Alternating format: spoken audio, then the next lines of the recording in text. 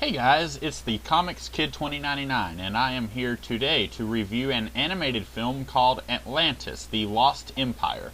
This is a 2001 animated movie from Disney. The film is written by Tab Murphy, with a story credit by Joss Whedon, and it is directed by Gary Trousdale and Kirk Wise. Right away, I want to say that as a Stargate film, this movie is kind of embarrassing.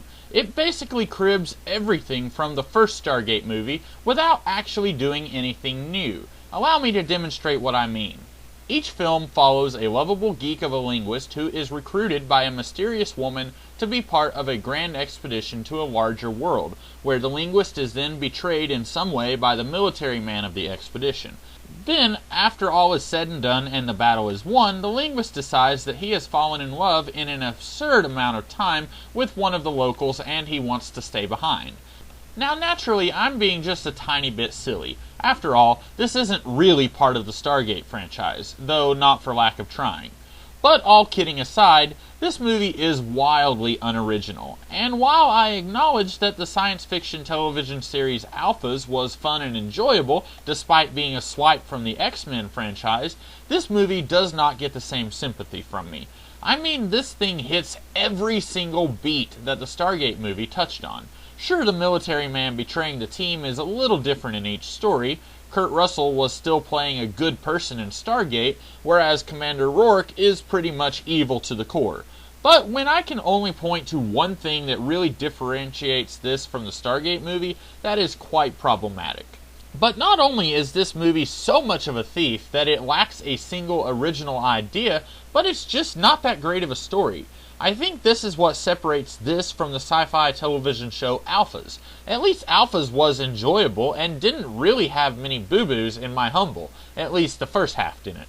But this movie, I get the feeling that it's trapped between a rock and a hard place. The rock being that it wants to be an actual story that the whole family can enjoy and not just the youth audiences it is aimed at.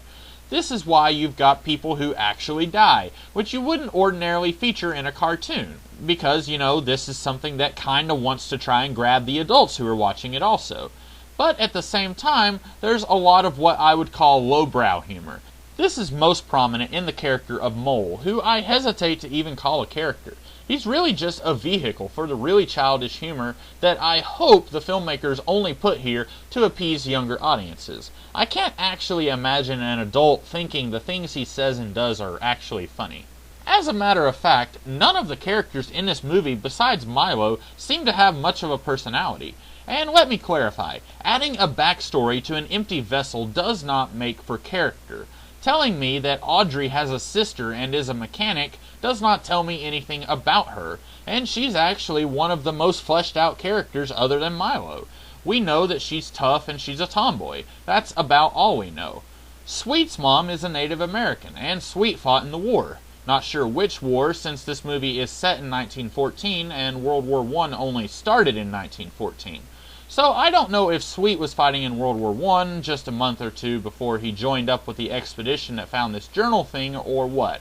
Basically, none of these characters get very much screen time for a variety of reasons. There's something like 10 different characters here, and in only 1.5 hours to explore them, they all come away feeling very bland, again with the exception of Milo. At least in Stargate, the film only really bothered to get into the character of Daniel Jackson and Jack O'Neill. The rest of the guys were just nameless soldiers, and that's okay.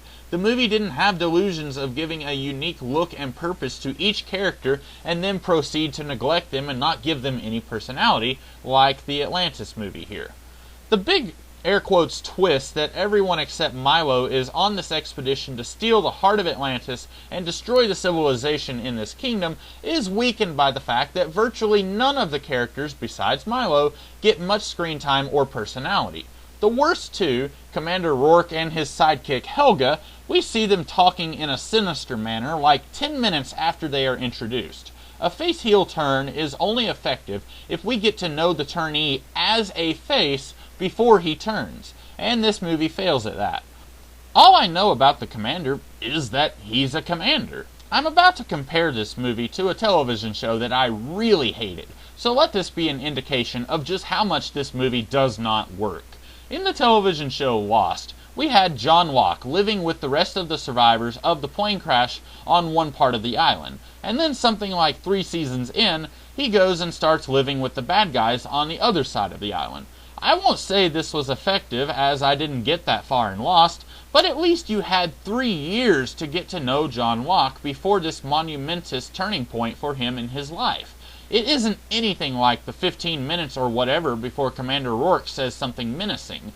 And most of that time, we're not even seeing Rourke during this movie.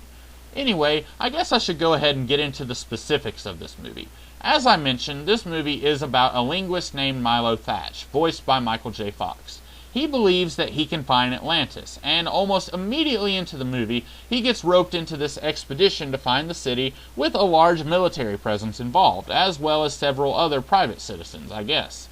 This is where things don't quite make sense. The expedition is funded by this old man who knew Milo's grandfather. So if he's funding it, why is the American military going as well? Or is Commander Rourke a retired commander who just likes to go on dangerous expeditions? Because it seems to me if the trip is being funded by an independently wealthy civilian, the military would have no rhyme or reason to go on this trip. Anyway, Milo has this special book that the old man gave him. It's called the Shepherd's Journal. Who's the shepherd? How did he come to know so much about Atlantis? This movie does mention Plato, who in real life is the first person to be recorded to talk about Atlantis at all. But Plato was around in the 400 to 300 BC range. And according to Milo, Atlantis sunk some 8,000 years ago. So clearly, Plato was not the shepherd, because this Shepherd's Journal has very detailed accounts of the city, and speaks specifically of something called the Heart of Atlantis. No, this is not to be confused with the Stephen King novel of the same name. So this shepherd guy had to have been someone who was there at the city and wrote about it, and then I guess the journal came to Plato a few thousand years later, maybe? This stuff is not really explained, and it'd be much better off if it was, in my humble. Anyway, the Heart of Atlantis is an all-purpose MacGuffin that literally does anything and everything the story needs it to do. As the heroes of the film discover, it is the source of life that keeps the people in the city alive, and for a very long time. One character who Milo kinda falls in love with, she's been around ever since Atlantis sank, so this gives you an idea of how powerful the Heart of Atlantis actually is. But it also shoots energy beams as needed, summons giant stone robots to erect force fields around the city as needed, and it also heals wounds as needed. Basically, it is a plot solver. When the plot comes up with a jam that can't be fixed by intelligent writing, ba-dum-bum, the Heart of Atlantis can fix it. This could have been made less obnoxious if we had just had some basic properties of this thing. It keeps everyone within a certain radius immortal. Gotcha. We don't need to do everything else under the sun. It's okay to make something fake for the purposes of a story, but treat it as if it was real, and then it won't feel like you're just making crap up to serve the plot. And if you do create some basic properties for this fictional substance, then you won't find yourself with a movie that suddenly has plot holes the size of the moon. For example, when Atlantis first sank, Kida, she's the love interest for Milo, her mother is taken up into the Heart of Atlantis for some reason. Kida's father explains it near the end of the movie, but I'm still not sure if I understand. He says the heart is sentient, but I don't get why the heart needs a human to bond with. Then, after Rourke and Helga force Milo and Kida to help them find the heart bonds with Kida for no really good reason at all. I mean, I know the reason. It's because otherwise, Rourke would have no way to get the heart down from floating 50 feet in the air, so something has to happen to move the plot along. Then the heart, speaking through Kida, tells Milo in ancient Atlantean that everything will be alright. I'm not sure how you figure, as the heart then just sits by and lets Rourke kidnap her. It. If by everything will be alright you mean that the entire city will die because you're allowing yourself to be captured, then yeah, absolutely, I agree. And then Kida is thrown up from the heart for no real reason at all. Why does Kida get a free pass, but everyone else who has ever been sucked into this thing does not? But before that happens, Milo starts giving his speech to everyone who has betrayed him, and apparently just telling them this is wrong was all that it took to convince them that it was wrong. You guys couldn't have come to this moral choice 20 minutes ago? Maybe then you could have actually stood up to Rourke and actually prevented him from taking the Heart of Atlantis. Just staying with the Atlanteans and saying that this is wrong isn't really doing them any good, you know. Rourke still has the heart. You making a moral decision after he takes it is pretty useless. Anyway, then Milo gets some exposition from King Spock, which I've already forgotten. That's how useful it was. And then Milo whines a little bit before he remembers that they have flying jet cars and that he knows how to operate them. The rest of the movie is basically an extended action sequence that ends in Milo saving the day. Another quibble that I have with this movie. We find out shortly after our expedition crew comes to Atlantis that nobody in the city knows how to read Atlantean. Don't get me wrong, these people are not stupid. They know how to speak basically any language on Earth, which is kinda stupid. It reminds me of the third live-action Ninja Turtles movie where everyone in feudal Japan could speak English just for the sake of the movie happening in English. Milo mentions that there are some ancient languages that kinda morph and form the Atlantean language. Okay, fair enough, but someone who is around some 8,000 years ago would not be able to speak modern English. They'd be speaking very old English. And I don't mean throw in an occasional thou into thee and it becomes Old English. Even people who are not linguists, like myself, we know that English does not stem from Sumerian. So if Atlantean is like a parent language to Sumerian, that does not mean that Atlantean has any connection to English or French or German. This could have been handled very easily by some sci-fi mumbo-jumbo. The Heart of Atlantis already does everything the plot needs it to do. So why not just say that it translates everything that they say? When Kida and her warrior friends first confront Rourke's expedition team, they clearly hear Rourke and friends speaking English. Why then does she speak in Atlantean if she hears them speaking English? And while we're yelling about stupid things that this movie does, why does everyone in the city not know how to read? I mean, let's assume that some of the people in the city were not around when the city sunk. Like, you might have a 4,000-year-old who was born long after the city fell to the depths of the ocean. But Kida and her father were both around when the city sank. Kida was like 3 years old then, so I guess she gets a free pass. But the king shouldn't have ever forgotten how to read, right? Now, I guess I could buy that the king deliberately outlawed written language, and after several thousand years, everyone just kind of forgot how to read. But then, why? The king seems to only be motivated to keep his daughter from merging with the Heart of Atlantis. Okay, but how does outlawing reading prevent that? You guys don't even have the Shepherd's Journal. That's, as far as I can tell, the only place that actually talks about humans merging with the heart. It's entirely possible that this was explained at some point in the movie, most probably when King Spock was expositing to Milo, but like I say, that sequence went through one ear and out the other, so if it was explained there, then it should have been more engaging so that I wouldn't forget it. Oh, and while we're still talking about dumb things in this movie, Milo is looking through the Shepherd's Journal at one point in the movie, and he's pointing to the right page in one section of the book.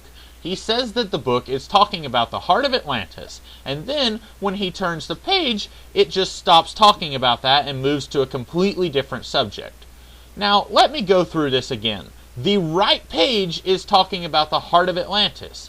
There is physically no way at all for a page to be missing here. If the right page is talking about the Heart of Atlantis, then that means that the subject being discussed would go to the other side of that same page. You might be saying, well, Atlantean writing could be like Hebrew or something, where it is read from right to left. And you raise a very good point. That would actually make a whole lot of sense, since this book is several thousand years older than Plato.